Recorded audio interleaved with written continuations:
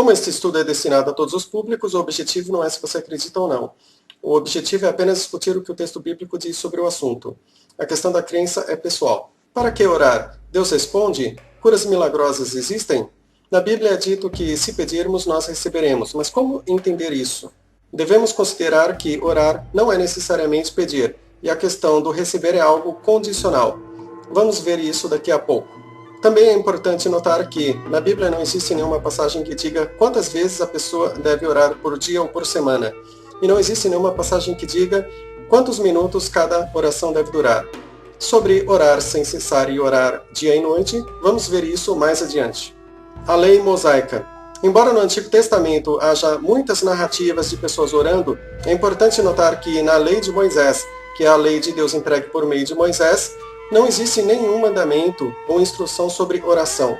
Vamos ver a seguir os ensinos de Jesus sobre oração, o pedir e o receber. Pedir e receber. Orar em si é conversar, não é necessariamente pedir. Porém, com relação ao pedir e receber, as principais passagens que entram nessa questão são Mateus 6 e Mateus 7, Mateus 18, Mateus 21 e Marcos 11, João 14, João 15 e João 16, 1 João 13 e 1 João 5, Tiago 4. Promessa direcionada aos apóstolos. Ao lermos um texto, é necessário verificar para quem algo está sendo dito. Por exemplo, na Bíblia há instruções que Jesus fez especificamente aos apóstolos. Mas será que aquilo que foi dito aos apóstolos não pode também ser aplicado às pessoas em geral? Eu penso que talvez sim, talvez não. Mas na Bíblia não há detalhes sobre isso. Por exemplo, na ceia de Páscoa, Jesus literalmente lavou os pés dos apóstolos e disse aos apóstolos que eles deveriam fazer o mesmo. Responda, nós do século XXI devemos literalmente lavar os pés das pessoas?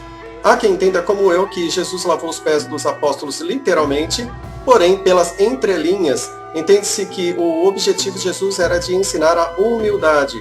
Eu entendo que considerar as entrelinhas é necessário. Mas o problema é que entre linhas é algo subjetivo, gerando interpretações diferentes. Peçam o que quiserem e será feito. Em Mateus 26, versos 19 ao 21, é dito que Jesus estava com os 12 discípulos na ceia de Páscoa e que alguém iria trair Jesus. Em João 13, versos 1 e 2, temos a mesma narrativa sobre a ceia de Páscoa e a traição feita por Judas. Após Judas ter comido e ido embora, Jesus iniciou uma conversa com os apóstolos, a qual é narrada do final do capítulo 13 até o capítulo 16. E nessa conversa, Jesus promete 4 vezes aos apóstolos, dizendo aos apóstolos que aquilo que eles pedissem em seu nome, em nome de Jesus, tal pedido seria concedido.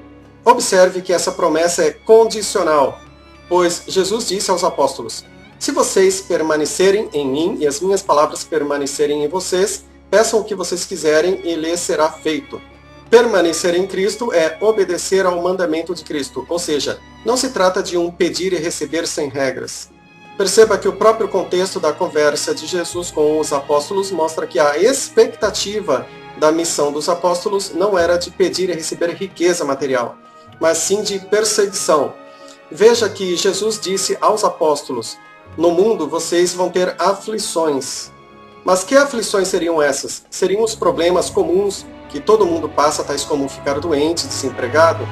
Ou será que se trata de uma aflição específica? Essa conversa de Jesus mostra que essa aflição se refere à perseguição e à morte, pois Jesus disse aos apóstolos: vocês serão perseguidos, vocês serão mortos, vocês vão sofrer como em uma dor de parto. Assim sendo, esse pedir e receber, certamente, não se refere à riqueza material, mas sim parece que tem a ver com condições para realizar a missão apostólica, conforme vemos em Mateus 10, verso 1, a saber, a expulsão de demônios e milagres. Promessa de riqueza material no Antigo Testamento. Ter riqueza material, em si obviamente obtida de forma honesta, não é pecado, pois esse tipo de riqueza foi prometido à nação de Israel. O problema em si não está no dinheiro em si, mas sim em colocar o coração nas riquezas, ou seja, no amor ao dinheiro. Quanto à promessa de prosperidade material feita no Antigo Testamento, essa promessa foi feita para a nação de Israel. de forma coletiva e tratava-se de uma promessa condicional. Ou seja, para que a nação de Israel fosse cabeça e não cauda, observe que os israelitas teriam que obedecer aos mandamentos da antiga aliança. Por exemplo, o mandamento de que os mais prósperos teriam que ajudar os israelitas pobres, não os preguiçosos, obviamente. Ou seja, a prosperidade do israelita pobre dependeria não só de seu próprio trabalho, mas também da ajuda dos israelitas mais prósperos. Tudo o que pedirem, receberão. Em Marcos 11, verso 11, é dito que Jesus foi para Betânia com os 12 apóstolos e que no dia seguinte Jesus, com fome, foi a uma figueira. E em Mateus 21, versos 17 ao 20, temos a mesma narrativa. É nesse mesmo contexto que Jesus fala sobre a fé de mover montanhas e diz aos apóstolos: "E tudo o que vocês pedirem em oração, se vocês crerem, vocês receberão." Conforme dito antes, o próprio contexto da missão apostólica mostra que esse pedir e receber não se refere à riqueza material, pois eles iriam passar por sofrimentos. Outro ponto importante a considerar é que o fato de uma pessoa ter fé de mover montanhas não significa necessariamente que tal pessoa tenha uma boa espiritualidade, um bom relacionamento com Deus, intimidade com Deus. Vamos ver isso mais adiante. Promessa direcionada às pessoas em geral. Também existem instruções direcionadas às pessoas em geral. Nós recebemos tudo o que pedimos. Em 1 João, a promessa de que nós temos o que pedimos é destinada às pessoas em geral. E aparece 2 vezes. Mas não se trata de pedir riqueza material, pois observe que, no próprio capítulo 2, versos 15 e 16, é dito que não devemos buscar a ostentação da vida. Outro ponto importante é que tais passagens mostram que se trata de promessa condicional, pois veja que o capítulo 3 mostra que o receber é condicionado a guardar os mandamentos, fazendo o que agrada a Deus. E o verso seguinte diz que devemos amar o próximo, como Cristo nos amou. Ou seja, não se trata de um pedir e receber sem regras. Observe que no próprio capítulo 3, versos 17 e 18, a passagem dá um exemplo de amor ao próximo, dizendo que se alguém tiver condições materiais vendo alguém passando necessidade e não ajudar, esse amor será apenas de boca, mas devemos amar com ações com sinceridade. Mas como Deus concede o que pedimos? O pedido é coletivo. Nós pedimos. E para recebermos, nós praticamos o amor ao próximo. É a ideia de Deus agindo usando pessoas, isto é, por meio de pessoas. Responda: você ama o próximo? Até que ponto nós amamos o próximo como Cristo nos amou? Observe que no capítulo 5 também temos uma condição, dizendo que nós temos, se pedirmos, de acordo com a vontade de Deus. Mas qual seria a vontade de Deus? Veja alguns exemplos. A vontade de Deus é que calemos a ignorância por meio da prática do bem. É que pratiquemos a gratidão em todas as situações. É que tenhamos a vida eterna. Lembrando que quem ama passou da morte para a vida. Responda, na média, quantas vezes por ano você pratica o bem? Você é grato em todas as situações? Nós amamos o próximo? Dá a entender que, se não for pelo favor de Deus, a graça de Deus, nenhum de nós consegue passar da morte para a vida. Devemos seguir todos os mandamentos do Antigo Testamento?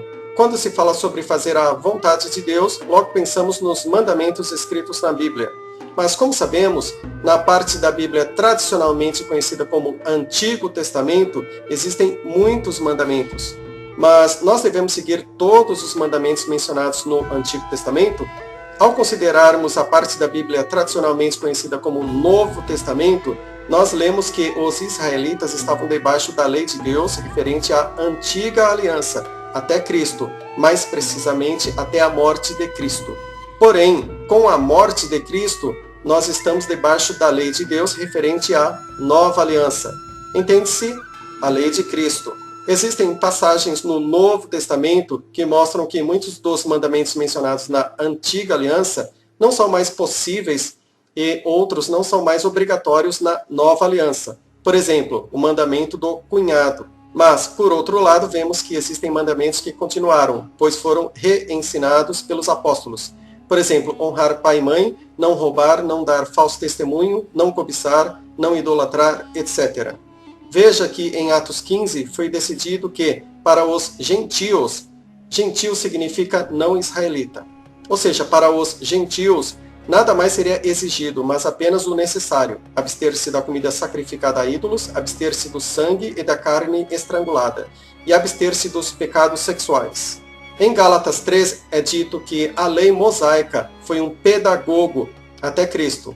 E com a vinda de Cristo, uns 2000 anos atrás, mais precisamente com a morte de Cristo, não estamos mais debaixo do pedagogo. Ou seja, não estamos mais debaixo da lei de Deus referente à antiga aliança. Assista ao vídeo Jesus Histórico. Em Hebreus 7 é dito que houve mudança na lei. Entende-se que seja na questão sacerdotal, pois é dito que o sacerdócio não é mais levítico, ou seja, o sacerdócio não é mais dos levitas. Em Hebreus 8 é dito que a lei da antiga aliança estava ultrapassada, obsoleta. Mas Jesus disse que não veio destruir a lei da antiga aliança, mas sim cumprir. Ou como diz outra tradução, Jesus veio completar. Mas como entender isso? Perceba que no Antigo Testamento é dito que Deus faria uma nova aliança. Ou seja, foi o próprio Deus que faria uma nova aliança. E com isso entende-se que, existindo uma nova aliança, percebe-se que não pode ser igual à antiga aliança. Ou seja, pelo menos algum elemento teria que mudar. A nova aliança seria feita com Israel e Judá. Porém, os gentios foram incluídos. Vocês não têm porque não pedem. Em Tiago, essa promessa aparece uma vez e também é destinada às pessoas em geral. E diz que eles não recebiam porque pediam mal, para gastar com os próprios hedonismos, ou seja, os caprichos. Perceba que em toda a carta de Tiago, esse pedir e receber não tem a ver com riqueza material. A carta já inicia aconselhando a pedir sabedoria. Depois diz que a religião pura é ajudar os necessitados e afastar-se da corrupção. Diz que Deus escolheu os pobres para serem ricos em fé. Diz que devemos amar ao próximo como a si mesmo, que a fé sem atitudes é uma fé morta. E a carta finaliza denunciando a riqueza obtida por meio de exploração ao pobre.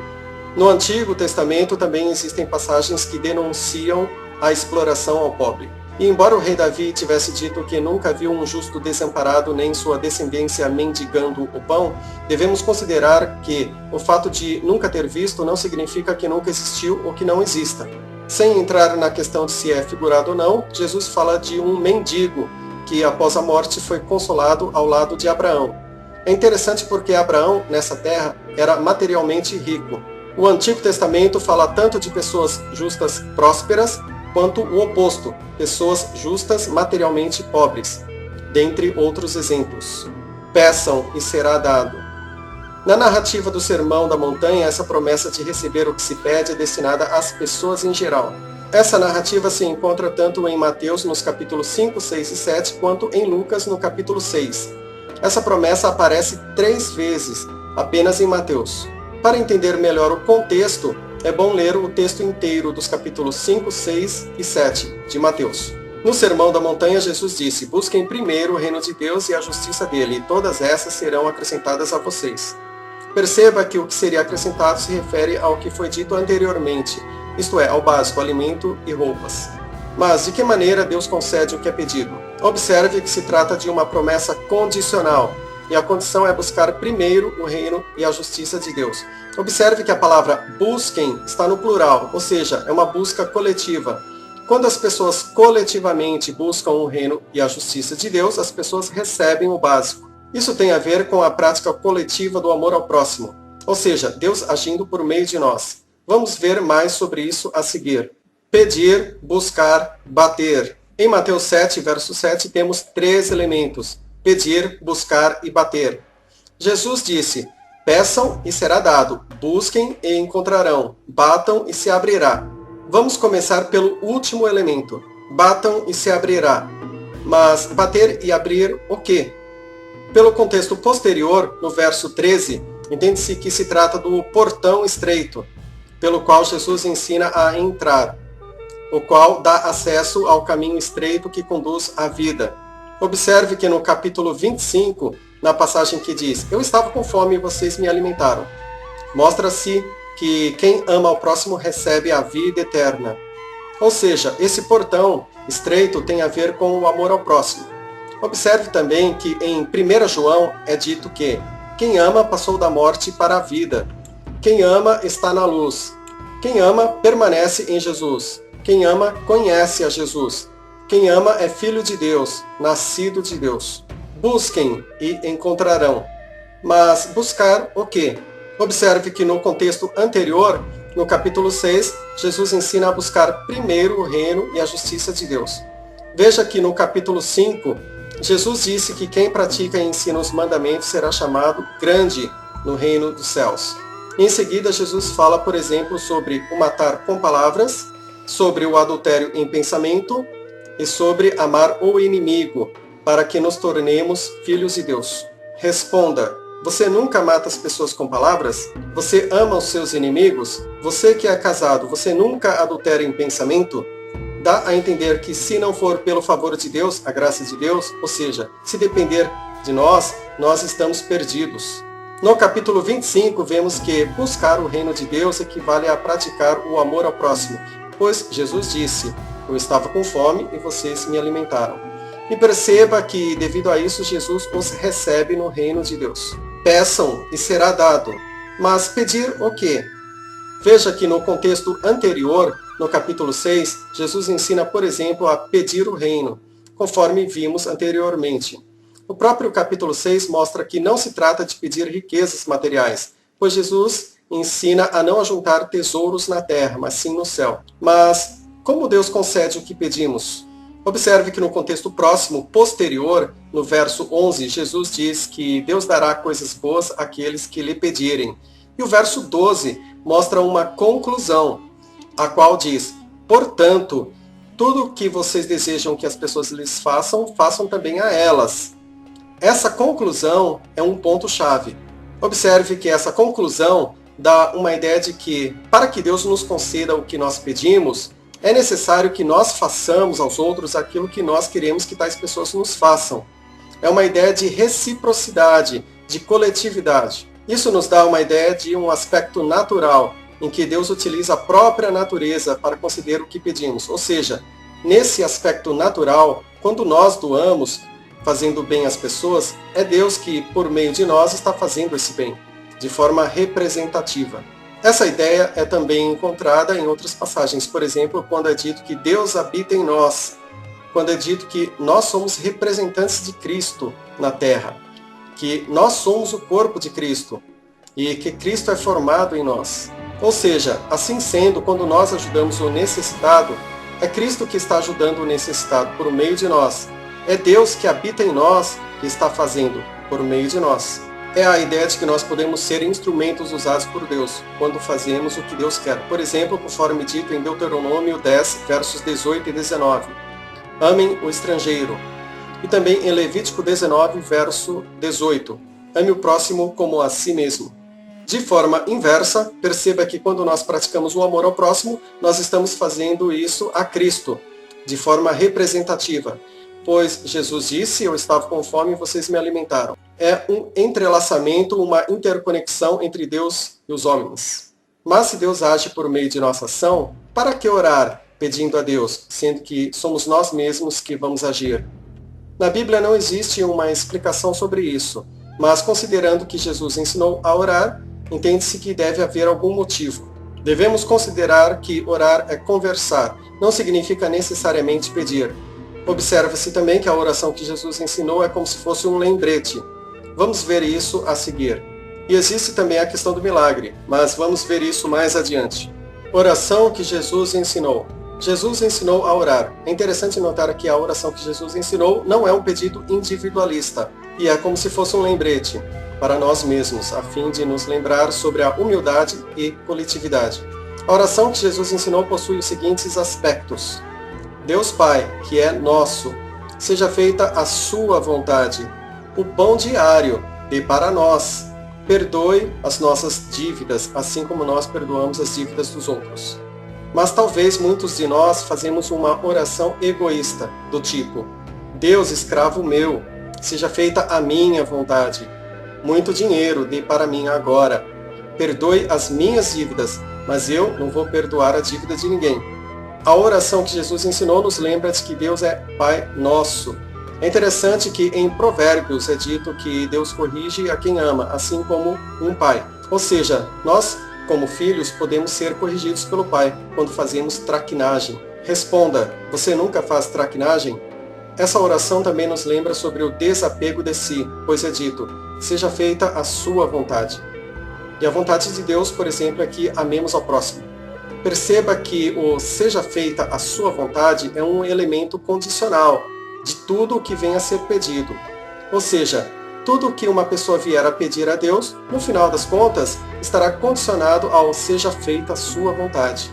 Essa oração também nos lembra sobre pedir o mínimo, pão diário, não em favor da individualidade, para mim, mas sim em favor da coletividade, para nós. É interessante que em Salmos 104, versos 13 e 14, é dito que Deus dá a chuva e que do solo surge o pão.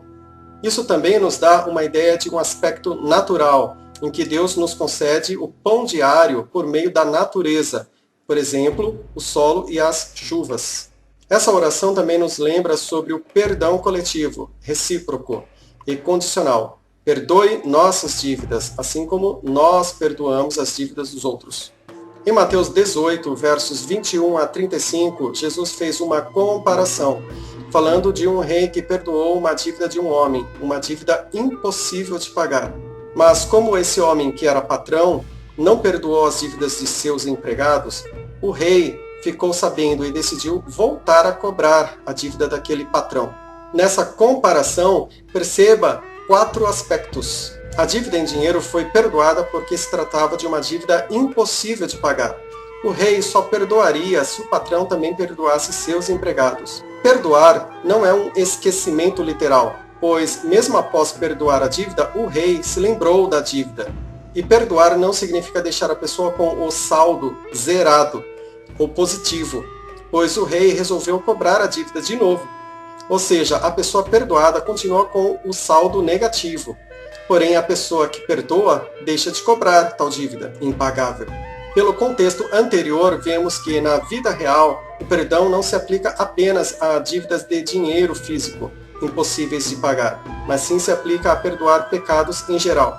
Vamos ver isso a seguir. As chaves, o poder de ligar e desligar. O que pedirem será feito. Em Mateus 16, Jesus diz que entregou ao apóstolo Pedro as chaves do reino, para ligar e desligar.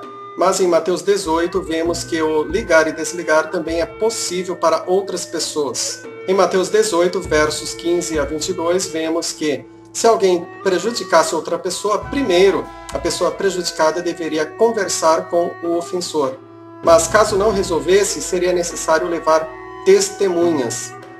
Porém, se não resolvesse, o caso deveria ser levado para a igreja, que pelo contexto tratava-se de uma igreja israelita. E se mesmo assim não resolvesse, a pessoa que prejudicou deveria ser considerada como gentil. Gentil significa não israelita. Devemos considerar que Jesus disse que passaria o reino para os gentios. E o apóstolo Paulo disse que os gentios foram enxertados, foram inclusos na oliveira, que se entende se referir a Israel ou a Jesus. E é nesse contexto que Jesus fala do poder de ligar e desligar, e que o que eles pedissem seria feito. No verso 19 é dito, se 2 de vocês concordarem na terra sobre qualquer coisa que pedirem, acontecerá a eles. E em seguida é dito que onde houver 2 ou 3 reunidos em nome de Jesus, Jesus estará presente. Pelo contexto, percebemos que se 2 testemunhas concordassem entre si sobre qualquer coisa, assim aconteceria com a pessoa que prejudicou e com a pessoa prejudicada, pois trata-se de um contexto de julgamento, pois Jesus está presente quando 2 ou 3 testemunhas se reúnem em nome dele. E em seguida o apóstolo Pedro pergunta quantas vezes devemos perdoar.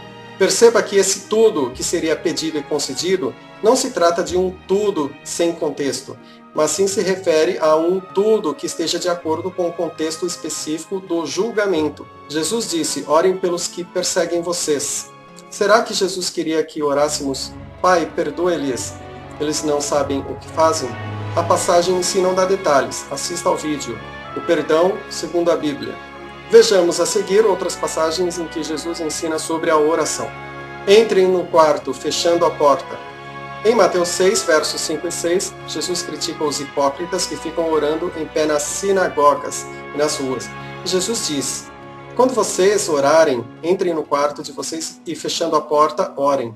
Se nós interpretarmos sem o contexto, nós vamos orar apenas dentro do quarto e com a porta fechada.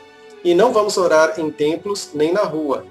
Mas, pelo contexto anterior, percebe-se que o problema em si não está em orar fora do quarto, ou no templo, ou na rua. Mas sim o problema está na hipocrisia. Sobre a questão de templos, antigamente, o santuário com o tabernáculo, ou seja, a tenda, era a casa de Deus, mas era como figura e sombra das coisas celestiais. E depois, o templo de Jerusalém era chamado de casa de Deus, mas Deus não morava lá. Embora Deus não habite em templos feitos por mãos humanas, o problema não está em orar em templos ou nas ruas, mas sim o problema está em ser hipócrita, exibicionista, altivo. Veja que Jesus orava ao ar livre. Esse é um exemplo de casos em que, por questão de razoabilidade, entende-se que o significado de algo é diferente daquilo que está literalmente escrito. Nesse sentido, não há problemas em fazermos, por exemplo, pequenas orações apenas em pensamento, enquanto estamos no trabalho, na escola, no trânsito, no mercado, na praia, na rua, etc. Por exemplo, orações espontâneas, informais, com frases curtas, tais como: ah, meu Deus, como eu sou pecador, ou meu Deus, que dia bonito, etc. Suplicar dia e noite. Em Lucas 18, Jesus fala sobre sempre orar e conta a parábola do juiz injusto. Uma tradução diz dever de orar e outra diz necessidade de orar. Sem entrar nessa questão de tradução e, independente disso, perceba que nessa parábola não se trata de qualquer tipo de oração, mas sim se trata de súplica por justiça. E perceba que o contexto da parábola tem a ver com a vinda do Filho do Homem, perguntando se o Filho do Homem encontraria fé na terra quando ele viesse. O Filho do Homem é Cristo, mas como entender isso? Observe que no contexto anterior fala-se sobre a vinda do Filho do Homem e que quem estivesse no campo não deveria voltar para a cidade. E no contexto posterior fala-se sobre a destruição de Jerusalém, sobre fugir para os montes e não voltar para as cidades. Fala sobre a vinda do Filho do Homem e sobre orar para conseguir escapar da perseguição. Nesse mesmo contexto, Jesus disse: orem para que a fuga de vocês não aconteça no inverno nem no sábado.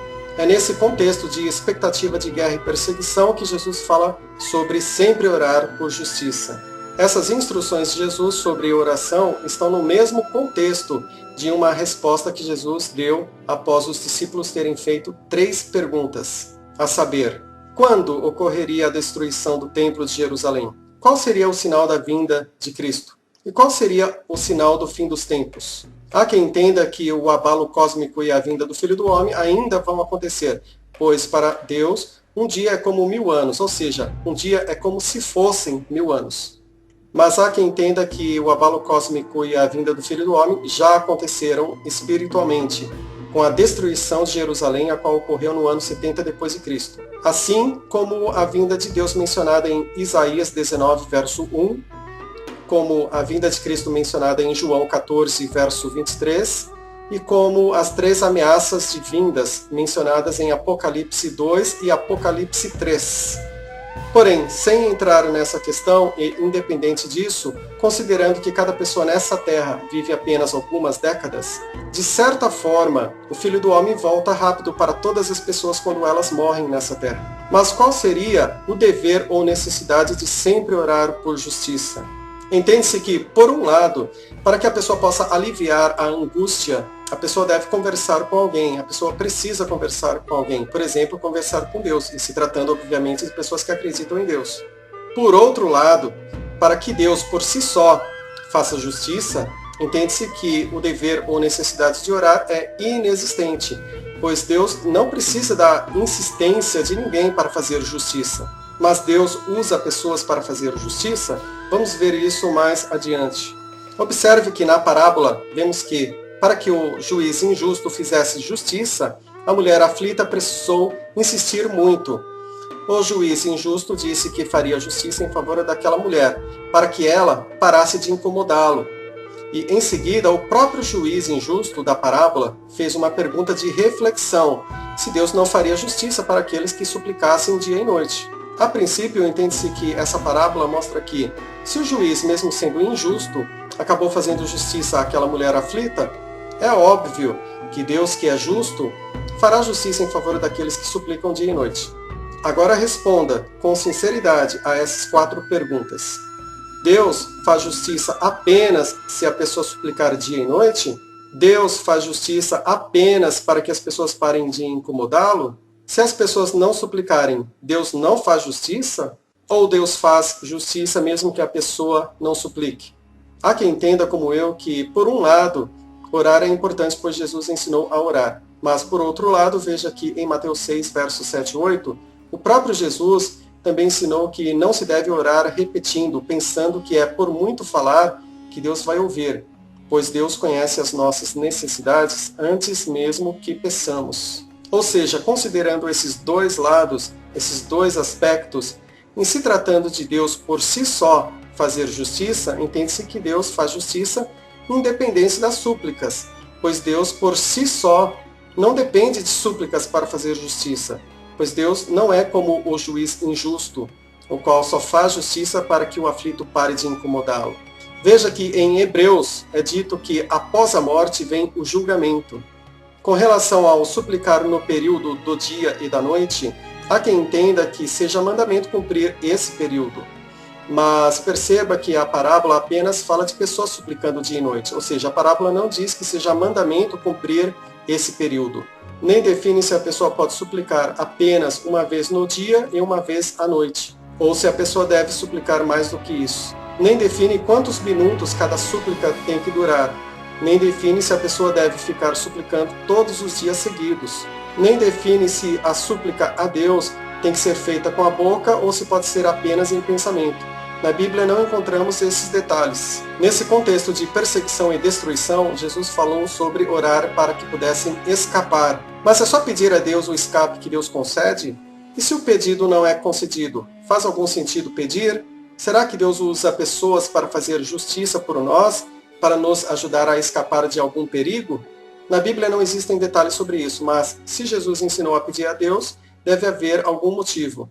Observe que em Ezequiel 22, verso 30, é dito que Deus procurou alguém que pudesse erguer um muro e ficar na brecha.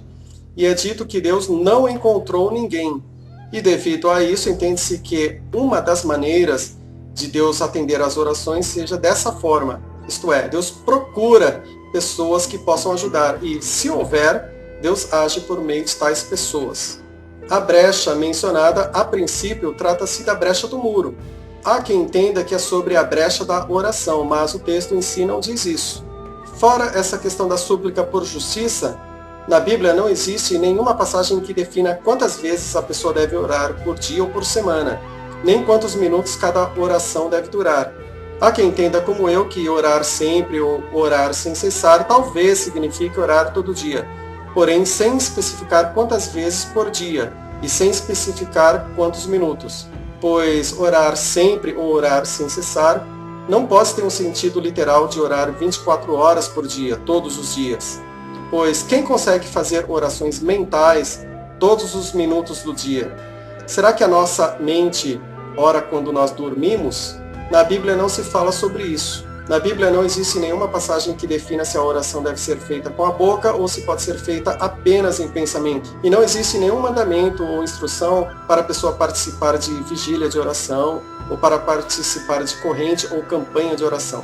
Também não existe proibição. Na Bíblia não existe nenhuma passagem dizendo que orar de joelhos seja melhor, ou que orar de madrugada e no monte seja melhor. Não existe nenhuma passagem que diga muita oração, muito poder, pouca oração, pouco poder. E nenhuma passagem que diga que oração seja alimento. Não existe nenhuma passagem que diga que orar seja intimidade com Deus. Daniel orava 3 vezes por dia, mas devemos considerar que esse texto não é normativo. Ou seja, esse texto não diz que as pessoas devem orar 3 vezes por dia. Ou seja, é sempre importante verificar se o texto é normativo ou não. Isso faz muita diferença. É como o caso das passagens onde Jesus ora agradecendo as refeições. Na Bíblia não existe nenhuma passagem dizendo que seja mandamento fazer orações quando comemos ou bebemos, ou antes de dormir ou após acordar. O fato de uma pessoa não fazer agradecimentos com a boca, ou o fato de a pessoa não fazer frases de agradecimento com a mente, não significa que tal pessoa seja ingrata, ou vice-versa. Observe, por exemplo, que Jesus fala de pessoas que honram a Deus com a boca, mas que o coração está longe. Honrar a Deus pode ser um tipo de oração. Com essa passagem, pode-se entender que é possível que a pessoa faça uma oração com a boca, mas que no coração a pessoa esteja fazendo uma outra oração. Veja que em Mateus 7, versos 21 a 23, Jesus fala de pessoas que oram, Senhor, Senhor, que têm fé de fazer milagres, mas que Jesus dirá que não as conhece. Devemos considerar que é até possível que a pessoa diga uma frase em pensamento sem usar a boca, mas que lá no fundo do pensamento a pessoa esteja dizendo outra coisa, buscar a Deus. Em Jeremias é dito, buscarão a mim e me acharão quando me buscarem de todo o coração. E o rei Davi orientou o povo de Israel a buscar a Deus e seu poder, e a buscar a face de Deus. E em Provérbios é dito que quem busca Deus de madrugada o encontrará. Mas buscar a Deus não tem o mesmo sentido de orar. Veja que em 2 Crônicas 7, verso 14, é dito que se o povo se humilhasse e orasse e buscasse a face de Deus, convertendo-se do mal, Deus sararia a terra. Observe nessa passagem que orar e buscar são elementos diferentes. É importante também considerar que essa promessa é condicional, e a condição era que o povo obedecesse à lei mosaica. E observe que essa promessa foi feita para o povo de Israel. Responda, você conhece alguém que hoje em dia obedece à lei mosaica? Mas o que significa buscar a Deus? Observe que em Amós 5, verso 6, é dito que quem busca a Deus recebe a vida. E no verso 14 é dito que quem busca a prática do bem recebe a vida. Com isso, entende-se que buscar a Deus é o mesmo que buscar a prática do bem. Veja que na Bíblia existem passagens que mostram pessoas suplicando, orando, mas mesmo assim sendo reprovadas por Deus. Pessoas dizendo, Senhor, Senhor, orando, e pessoas fazendo orações longas, mas mesmo assim sendo reprovadas por Jesus, por causa da hipocrisia. Veja que em Isaías 1, sobre o reino de Judá, Deus os compara a Sodoma e Gomorra. E em Isaías 1, versos 14 e 15 é dito, a minha alma detesta as suas reuniões. Quando vocês estendem as mãos, eu escondo os meus olhos. Mesmo que vocês multipliquem a oração, eu não ouvirei. O problema em si não está na oração longa ou na oração curta, mas sim na hipocrisia, no exibicionismo. Existem narrativas de orações curtas e de orações longas. Na Bíblia não existe nenhuma passagem que especifique qual a posição do corpo ao orar. Vemos, por exemplo, orações com o corpo encurvado, ajoelhado, em pé. Mas como Deus responde às orações? Vejamos isso mais adiante. Sobre Jesus orando, existem várias passagens, a saber, Mateus 11, 14, 19, 26, 27, Marcos 1, 6, 14, 15, Lucas 3, 4, 5, 6, 9, 10, 22, 23 e João 11, 17. Temos também as passagens sobre Jesus agradecendo, que é um tipo de oração, a saber, Mateus 15, 26, Marcos 8, 14 e Lucas 22, 24. Porém, as passagens não dizem quantas vezes Jesus orava por dia, nem dizem se Jesus fazia orações longas todos os dias, ou se apenas ocasionalmente. São detalhes que não encontramos na Bíblia. É importante também refletir sobre essas passagens. Em Salmos 15, versos 1 a 5, é dito, quem permanecerá em sua tenda? Quem habitará em seu monte santo? E a resposta é, quem caminha honestamente, quem age corretamente, quem fala a verdade, quem não sai com a língua, ou seja, a fofoca, quem não faz o mal ao próximo, quem não coloca vergonha sobre o próximo, para quem desprezível a seus olhos é o perverso, quem honra os que temem a Deus, quem promete e não volta atrás, quem o dinheiro não empresta por lucro, quem suborno contra um inocente não aceita. Em Isaías 33, versos 14 a 16, é dito que quem permanecerá diante de Deus é quem anda corretamente, quem fala o que é justo, quem recusa o ganho de opressões, quem rejeita o suborno, quem tapa os ouvidos para coisas sanguinárias e quem fecha os olhos para a maldade. Em Isaías 58, versos 6 a 10, é dito que iluminado é a pessoa que é contra a injustiça, libertando os oprimidos, alimentando o faminto, abrigando o pobre desamparado, vestindo o nu, ajudando o próximo, eliminando a opressão, a acusação e a falsidade. Em Miqueias 6, verso 8, é dito que o que Deus procura em nós é que pratiquemos a justiça, o amor, a bondade e que sejamos humildes ao andar com Deus. Visitando Jesus sem saber. É interessante também notar que em Mateus 25, versos 34 a 40, mostram-se pessoas que, sem saber, estavam dando alimentos, roupas e visitando Jesus. Pois nessa passagem, as pessoas perguntaram quando foi que elas deram alimentos, roupas e visitaram o Filho do Homem. E Jesus respondeu dizendo que sempre que eles fizeram isso com os necessitados, é para o Filho do Homem que eles estavam fazendo. Ou seja, quando nós damos alimentos e roupas para alguém ou quando nós visitamos alguém, é normal conversar com tal pessoa. Nesse sentido, entende-se que há pessoas que estão orando, ou seja, conversando com Jesus, mesmo sem saber. Outro ponto a considerar é como que um surdo mudo de nascença ora. Veja que o apóstolo Paulo ensina que é possível orar com a boca, orar com o espírito e orar com o pensamento.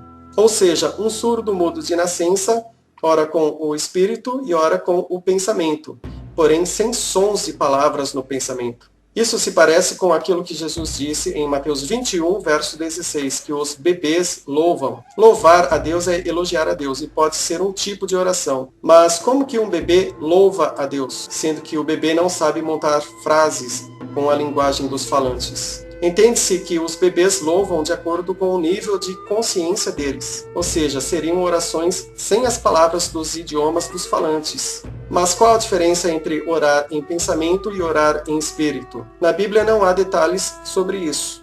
Orar em espírito. Na Bíblia, a expressão orar em espírito aparece 3 vezes. O apóstolo Paulo fala sobre oração em línguas, oração em espírito e oração com a mente. Orar em línguas não é o mesmo que orar em espírito, pois orar em espírito é possível para todas as pessoas, mas orar em línguas não é possível para todas as pessoas. Observe que quando o apóstolo Paulo fala sobre a oração em línguas, junto com a oração em espírito, o problema apresentado é a mente infrutífera, que fica assim por causa das línguas sem interpretação. Mas quando o apóstolo Paulo apresenta a solução do problema, ele passa a citar apenas a oração em espírito junto com a oração com a mente. Ou seja, o apóstolo Paulo deixa de mencionar a oração em línguas. E o mesmo ensino é aplicado quando a pessoa canta e bendiz. Expulsão de demônios. Em Marcos 9, verso 29, é dito que alguns tipos de demônios, não todos, ou seja, alguns tipos de demônios só saem com jejum e oração. E em Mateus 17, versos 20 e 21, é dito que tal tipo de demônios não havia sido expulso também por causa da incredulidade. De acordo com o comentário da Bíblia de Genebra, o versículo inteiro de Mateus 16, verso 21, e a palavra jejum de Marcos 9, verso 29, não se encontram em alguns dos manuscritos mais antigos, mas há quem considere essas partes. Mas, independente disso, a qual tipo de jejum tais trechos se referem? Referem-se ao jejum que agrada a Deus, conforme Isaías 58, versos 6 a 10? Ou se referem ao jejum de comida literal? Observe que tais trechos não definem isso. O jejum que agrada a Deus é abster-se da exploração ao próximo, da prática da injustiça, da acusação, da falta de amor ao próximo e da falsidade. Devemos também considerar que na Bíblia não existe nenhuma passagem que diga que o jejum de comida literal proporciona algum poder contra o mal. Mas, por outro lado, a passagem sobre o jejum que agrada a Deus nos mostra que esse jejum, sim, nos proporciona poder contra o mal. Pois, além de esse jejum ser por si só uma abstinência da prática do mal, ao praticar esse jejum, Deus ouve e atende à oração.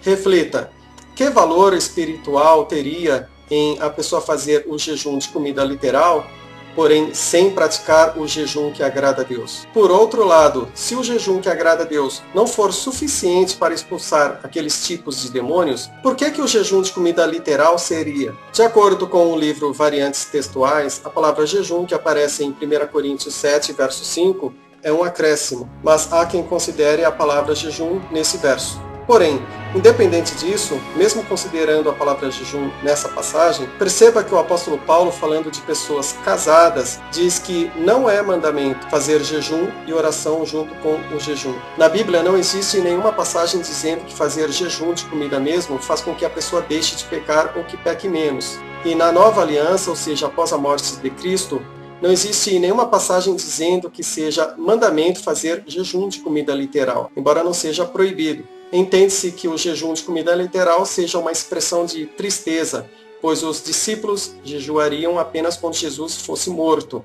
Devemos considerar que Jesus ressuscitou fisicamente e Jesus, de alguma forma, habita em nós. Jesus compara a oração do fariseu com a do publicano. O fariseu orava dizendo que não roubava, não adulterava, jejuava 2 vezes por semana, etc. O publicano orava reconhecendo-se como pecador. Jesus disse que o publicano foi justificado, pois quem se engrandece será humilhado e quem se humilha será engrandecido. Um ponto importante a considerar é que, embora os fariseus mencionados por Jesus fossem hipócritas, isso não significa que todos os fariseus fossem hipócritas.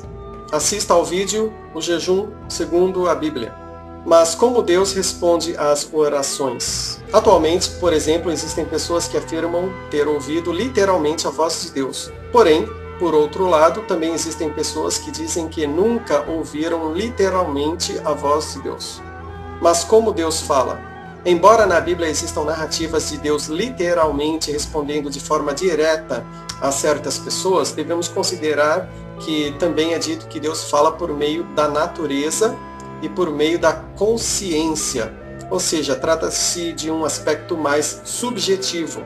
Também é dito que Deus fala por meio de sonhos, visões, por meio de profetas e de Jesus Cristo, ou seja, trata-se de um aspecto mais objetivo. Veja que no Antigo Testamento existem narrativas de pessoas indo até o profeta para obter resposta de Deus. Com isso, entende-se que se havia pessoas indo até um profeta para obter resposta de Deus, isso significa que nem sempre Deus respondia diretamente.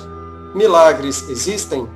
Milagre com o sentido de que a vida é um milagre, todo mundo acredita. Porém, milagre com o sentido de algo inexplicável, embora eu tenha certeza de que muita coisa que dizem ser milagre, na verdade sejam ilusões ou falcatruas, por outro lado, há pessoas como eu que acreditam na existência de milagres legítimos, até mesmo sem nunca ter visto. Porém, cientificamente falando, não há como provar que milagre exista, nem é possível provar que não exista, pois a ideia de milagre trata-se de algo improvável de ser verificável cientificamente. Por exemplo, para provar cientificamente que uma pessoa foi curada milagrosamente, seria necessário apresentar um documento médico comprovando a doença incurável e depois seria necessário apresentar outro documento médico mostrando que tal pessoa foi inexplicavelmente curada, e tais documentos teriam que ser reconhecidos pela comunidade científica. Mas, mesmo assim, considerando que milagre legítimo exista, teríamos que perguntar, o que seria o milagre? Seria algo que não segue as leis da física? Ou seria algo que segue as leis da física, porém algo tão complexo que a nossa ciência não consegue explicar? Na Bíblia não há detalhes sobre isso. Embora na Bíblia existam muitas narrativas sobre milagres,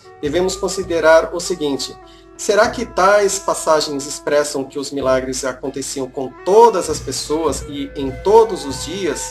semanas ou meses do ano e em todos os anos, há quem entenda como eu que tais passagens não expressam casos comuns a todos, mas sim expressam apenas casos de exceção. Veja, por exemplo, que as pessoas ficaram espantadas ao verem Jesus curando, ou seja, se fosse algo tão comum, as pessoas não ficariam espantadas. E veja que o apóstolo Paulo diz que nem todos fazem milagres. Uma fé ou tipos de fé. Embora em Efésios 5 fale-se sobre uma fé e um batismo, devemos considerar que na Bíblia também fala-se sobre batismo com água, batismo com o Espírito Santo, batismo na morte de Cristo. E sobre a fé, vemos aspectos diferentes: fé milagrosa e fé não milagrosa. Ter fé milagrosa, por exemplo, curas milagrosas, é bom no sentido material, porém não significa necessariamente que tal pessoa tenha uma boa espiritualidade. Não significa necessariamente que tal pessoa tenha intimidade com Deus, um bom relacionamento com Deus. Veja que, embora Jesus tenha dito que João Batista foi um profeta e um grande homem, João Batista não fez nenhum sinal. Sem entrar na questão se é parábola ou não, em Lucas fala-se sobre um mendigo que ao morrer foi consolado. Que fé milagrosa esse mendigo teve? De forma inversa, observe que para pessoas que têm fé milagrosa e que expulsam demônios em nome do Senhor, Jesus dirá que não as conhece. Veja que o apóstolo Paulo diz que mesmo que a pessoa tenha uma fé de mover montanhas, sem amor tal pessoa nada seria. Há casos em que o milagre ocorre se a pessoa tiver uma fé milagrosa, mas há casos em que o milagre acontece sem que se tenha a fé milagrosa. Observe que, a princípio, entende-se que ninguém pediu a Jesus que expulsasse a legião de demônios, mas Jesus expulsou. Entende-se que ninguém pediu a Jesus que ressuscitasse Lázaro, mas Jesus ressuscitou. Fé viva e fé morta. Em Tiago fala-se sobre a fé morta, que é a fé sem obras, sem ações. Obviamente que, de forma inversa, temos a fé viva, que é aquela acompanhada de ações, atitudes. A pessoa com fé viva doa roupas para quem precisa de roupas. A pessoa com fé viva doa alimentos para quem tem fome. A pessoa com fé viva supre as necessidades físicas do necessitado. A fé que cura.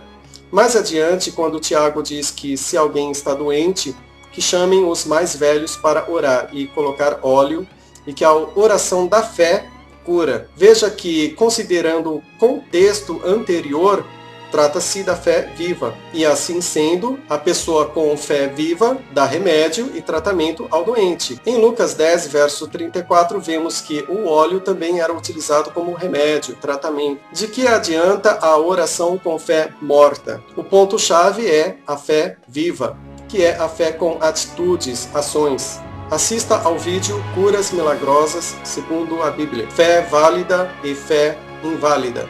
O apóstolo Paulo fala sobre a fé inválida, que é a fé sem amor, pois é dito que mesmo que se tenha toda a fé de mover montanhas, sem amor tal pessoa nada será. Obviamente que de forma inversa temos a fé válida, que é a fé acompanhada de amor sincero. Cientificamente falando, não há como provar que Deus exista ou que Deus seja. Nem é possível provar que Deus não exista ou que Deus não seja. Isso é questão de fé. Conclusão. Resumindo, orar é questão de crença. Crença é algo pessoal. Orar é conversar, não é necessariamente pedir. E tudo o que pode ser pedido e concedido é somente tudo o que esteja de acordo com as condições pré-estabelecidas no texto. E pelos contextos, não se trata de pedir riqueza material. A oração que Jesus ensinou tem um aspecto de lembrete, de desapego de si, pois é dito, seja feita a sua vontade. E também de humildade, pois pede-se o pão diário em favor da coletividade. Observe que em Salmos é dito que da chuva e do solo surge o pão. Na Bíblia não existe nenhum mandamento dizendo quantas vezes a pessoa deve orar por dia ou por semana, nem quantos minutos cada oração deve durar, nenhuma passagem que diga qual deve ser a posição do corpo, nem se a oração tem que ser feita com a boca ou se pode ser feita apenas em pensamento. Orar sempre e orar sem cessar não pode ter o sentido literal de orar 24 horas por dia, todos os minutos do dia, sem parar. Uma das formas de Deus falar é por meio da natureza e por meio da consciência, que são aspectos subjetivos. Uma forma de Deus conceder o que é pedido é por meio de nós, ou seja, quando nós praticamos o bem, é Deus que está agindo por meio de nós. Muito obrigado.